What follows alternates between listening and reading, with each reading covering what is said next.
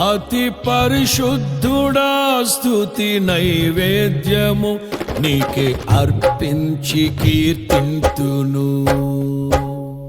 అతి పరిశుద్ధుడా స్తుతి నైవేద్యము నీకే అర్పించి కీర్తింతును.